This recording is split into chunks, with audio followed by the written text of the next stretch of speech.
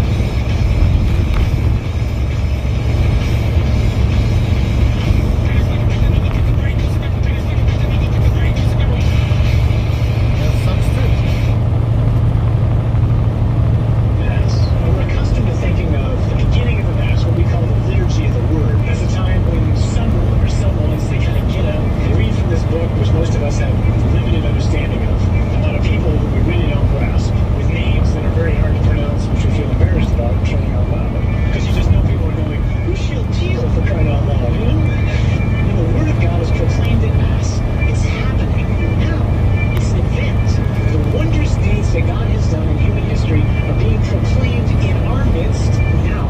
And to that, you and I have to respond.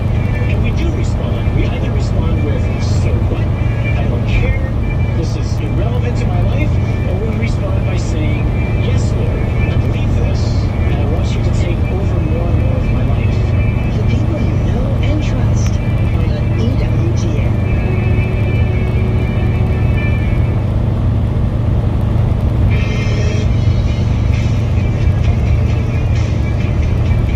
It's called Union here on EWTN. Glad that you're with us today. And if you're ready now, let's go to the phones at 833-288-EWTN.